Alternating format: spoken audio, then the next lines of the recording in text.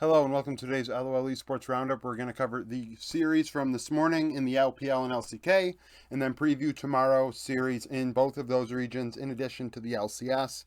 Keep in mind, tomorrow's Roundup will only cover these games. It will not cover the LCS. The LCS's Roundup are always pushed back to the day after because that's when the schedule ends too late to make it worthwhile to put the roundup up that late. So, 88 and 43, we went 4 and 0 today.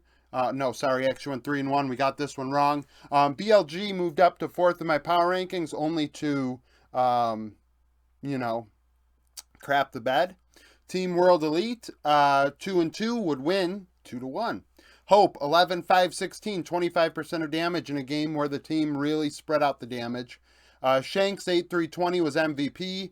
I believe he played Rise in game 3 and was like super good. Elk 10 7 8, 38% of damage. BLG's bot lane did well at times. It was definitely back and forth, hence why Hope and Elk are both here. Bin inted hard game 3. He died 7 times on Renekton. Big reason why they lost. Actually, honestly, game 3 was a lot closer than it should have been. It was a situation where Hang got a ton of the kills for Team World Elite on a Vi, and that can only do so much, right? Like, a Vi is not going to single-handedly carry you the game. So it got a little messy there, but in the end, they ended up pulling it out. Bubu was solid. He played Jason game 1 and game 2. I mean, game 1 a lot better than game 2. Bin did solo kill him on the Fiora, but Bubu was not a detriment. That was definitely the matchup where it was like, Bubu may, get gapped here and it may be a 2-0. I always figured the bot lane was going to be close though, and it did. In addition to that, BLG, like June likes Nidalee, right? It's his pocket pick. A couple junglers, that's their pocket pick, but the Nidalee sucks. They've got to just stop playing it. Just because it's up does not mean you need to play it. Like, honestly, you should just bait them into picking it because really, it just did not work out at all. Yagao left a lot to be desired. Like I said, in this matchup, Shanks did get the better of him in game 3 especially. And Team Wii move up. I mean, honestly, depending on, I don't know who they play later this week. But I could see them in the top 25 next week already.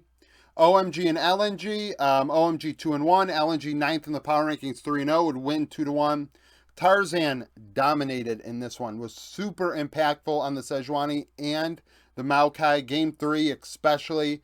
There was a moment he was like 8-0 and 7 on a Maokai. Like, it was one of the better Maokai performances we've seen.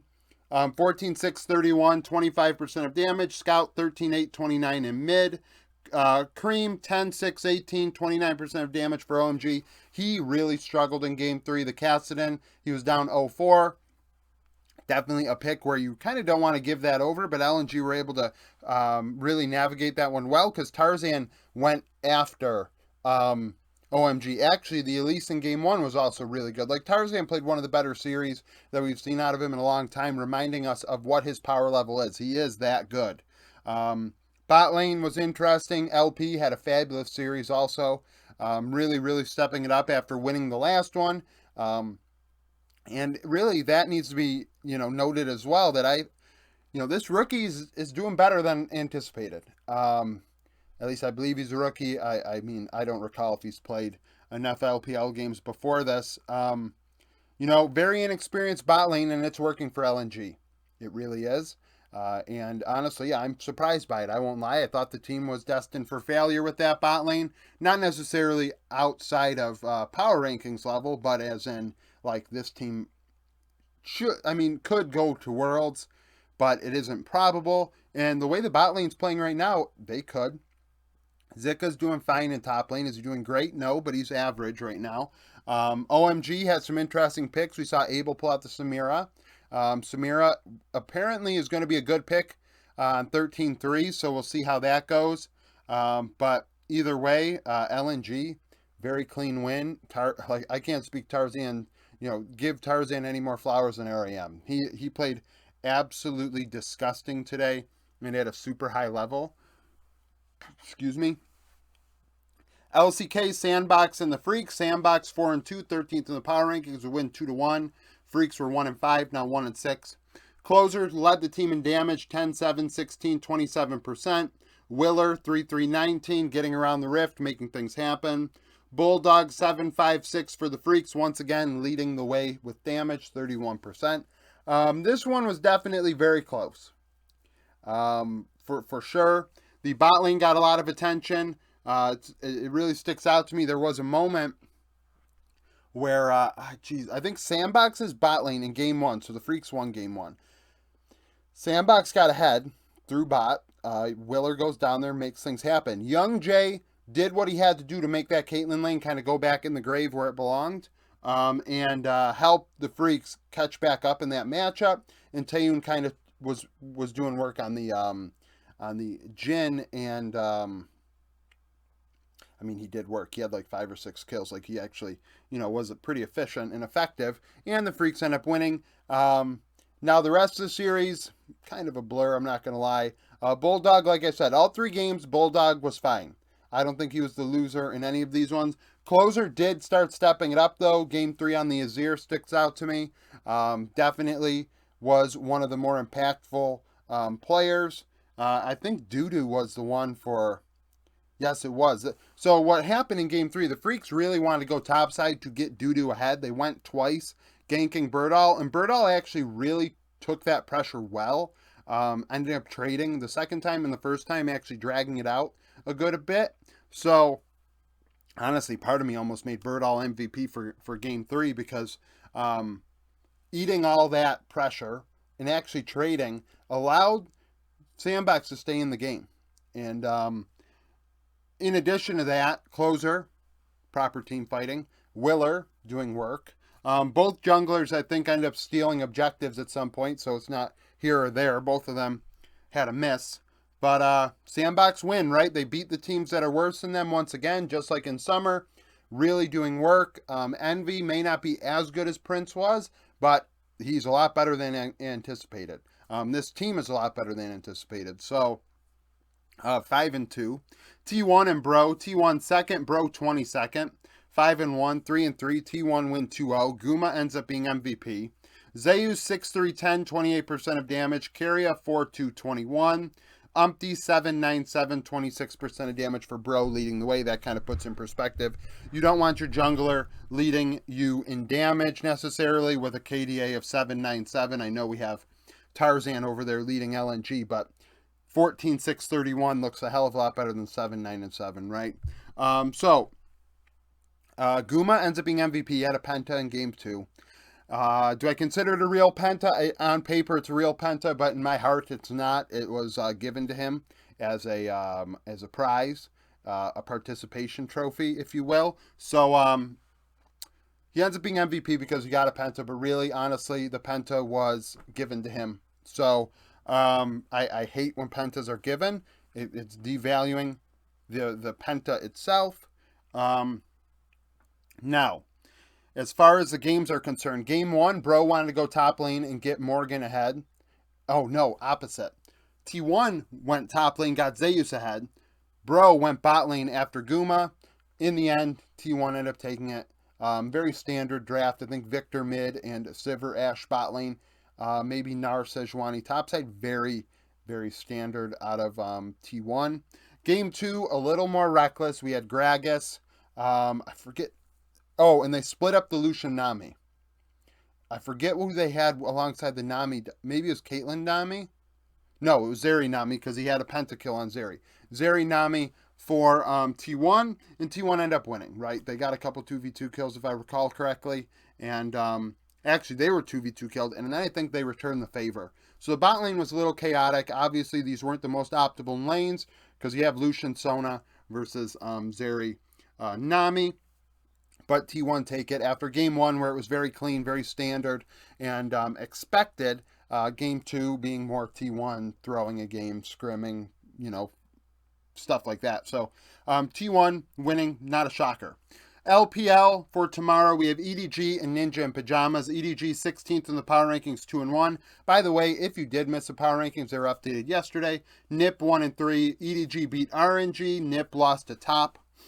Week 5, day 7, then Victory 5 would win 2-0 in summer. 3 out of the 10 players from that series start tomorrow. That includes JJ, Mako, and Fodic. So Fodic, 17, well, maybe actually, yeah, 17, 1, and 11 in that series. So Victory 5 really dominated EDG in that one. The matchup highlighted is the bot lane Fodic Zhu and Leave Mako. Leave has really done well, which kind of overshadowed LP going into the year, and thus far, really. But EDG are doing work, and Mako is no slouch. So Nip going with Pout in mid lane. Dream is out for now, so we'll see how that goes. I thought Pout played well in their last series. Was a big reason why they won one game against Top. So, we wait on that one with bated breath. RNG and JDG. RNG 18th, JDG 1st. RNG 1 and 3, JDG 3 and 0. RNG lost to EDG. JDG crushed anyone's legend in an absolute throttling. Week 8, day 6 of summer, RNG would win 2-1 last year. 7 of the 10 players overlapped from that series. The only players not here are Hope, Yagao, and Xiaohu. So the highlighted matchup, Breathe went 16-7 and 26. 369 struggled, going 8-14 and 17.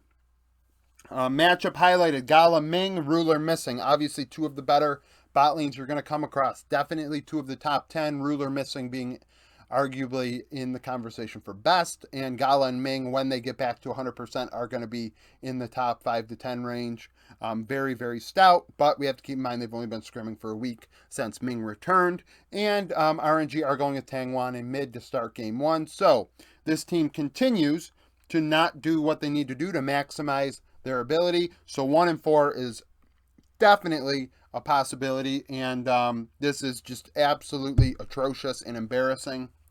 LCK, KT 10th in the power rankings, D plus 4th, KT 3 and 3, D plus 4 and 2. D plus beat the Freaks last time they were on the Rift. KT beat Bro. Last time they played with Summer Playoffs, D plus would win 3-2 in that one. Half the players overlap. The only positions that overlap are the junglers, Cuz and Canyon. Canyon went 11-11 and 36 in the win. Cuz 9-14 and 28. The bot lanes are the matchups highlighted, Aiming, Lehens, and Deft and Kellen. Definitely upper half bot lanes in the LCK. You could probably argue, 2 and 3, depending on who you're talking to. Or 1, depending on who you're talking to. Guma, Carria, definitely the other bot lane in that conversation. Pace and Delight not very far behind. But, Aiming and the Hens need to step it up. KT need to really show up after beating Bro soundly. They need to actually be like, hey, we are good enough to compete with these teams. Otherwise, they are in that mix with 4. Originally, I thought they had the edge over Gen and DRX a bit. But right now, it's just Gen and then Sandbox, right? So, weird situation there. Nongshim and Gen G, this is definitely a one-sided affair. Nongshim 1 and 5, Gen G 5 and 1, third in the power rankings. Gen G just beat Sandbox. Red Force lost to T1. Week 5, day 5 of summer, Gen G would win 2-0. 4 out of the 10 players overlap. The junglers actually do. Peanut went 9-2 and 13 in those 2 games. And Sylvie, I believe this was his LCK debut. He went 4, 9 and 6. So he struggled, but how much can we really put into that? The guy, it was his rookie debut, and it was against Gen G. Obviously the super team last year, right? DN, and Doran as the matchup highlighted. I think DN's been pretty good. And Doran is solid, but not over the top. So maybe this top matchup's closer. I don't know. Chovy and Fiesta's a gap. I think Peanut Sylvie's a gap. I think the bot lane's a gap. So where is there not a gap in this matchup? Pretty much. LCS, TSM and C9. TSM 2 and 2, C9 17th in the power rankings, 3 and 1. C9 lost to Fly last Friday. TSM lost to 100 Thieves. Week 8, day 2, C9 would win. 7 of the 10 players overlap from that game. Fudge went 4-11. Solo 3-3-2. So Solo doing his job in that one, playing weak side and not inting the game away for the team. Fudge doing work and being impactful. The matchup highlighted is Boogie and Blabber. Boogie definitely being one of the better players for TSM. I would say second best behind Maple. And Blabber does work. So we'll see what happens with that. Maple and Diplex is also an interesting one, but the other lanes, the bot lane's such a gap, it's really hard to evaluate. TL and 100. Oh, FlyQuest and EG. Fly 8th in the power rankings, 4-0. EG 21st at 3-1. Fly beat C9. EG beat Dig. Week 6, Day 2. EG would win. 3 of the 10 players overlap. Inspired led the way, 7-0-5 in that one.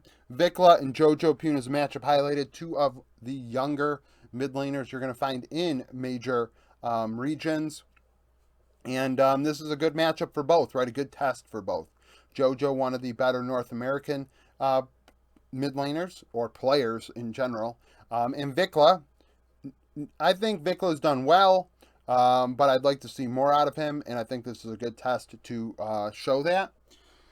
TL and 100 Thieves. TL 23rd, 2-2. 100 Thieves 3-1. TL beat Golden Guardians. 100 Thieves beat TSM. In the playoffs, 100 Thieves beat TL 3-2. Closer went 7, 18, and 41 in that one. Only 2 players overlapped, Closer and Core JJ. The matchup highlighted is Pioshik and Closer. So, Pioshik, I mean, it's tough to say really. What is TL's weak link? Like, is it Pioshik? Summit has looked pretty sus so far. It's like it's like his time in the LPL just didn't happen. Like the way he ended summer in the LCS is kind of how he started this spring in the LCS. Like, it's just not very good. And Pioshik, I mean, I don't think Pioshik's been overly impactful, really. I think the last game he did well, if I recall correctly, maybe 5-3-12 on a Sejuani. But the Golden Guardians game was a mess, so got to take that into consideration. But Closer seems to be working well with his new teammates, with DL and Bjerg, and Tenacity and Busio, obviously. So that's kind of going with the flow here. CLG and Golden Guardians. CLG 2-2, GG 0-4. Golden Guardians lost to TL. CLG lost to Immortals. They played the playoffs in summer. CLG would win 3-2. 8 of the 10 players overlap. The only 2 that don't are The only 2 that don't, Blaze Olive and Blaze Olive and Ole are out for Golden Guardians. Matchup highlighted is the jungle. Contracts went 8-16-34. River 10-18-40 in that one.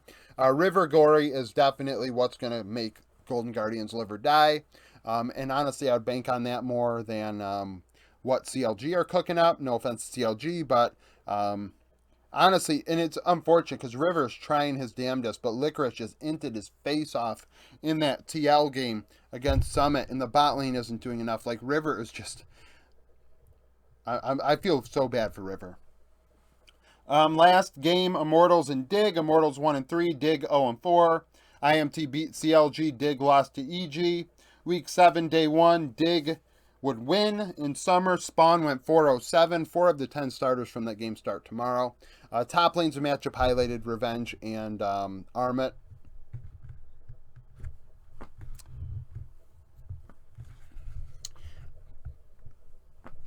It's not great. It's not great. There's not nothing. If you don't have anything nice to say, don't say anything at all. So, that's it for the roundup today. Thank you for watching. If you liked the video, like it. Subscribe to the channel for daily League of Legends content. Follow me on Twitter. Join the Discord. Become a YouTube member. And thank you for watching.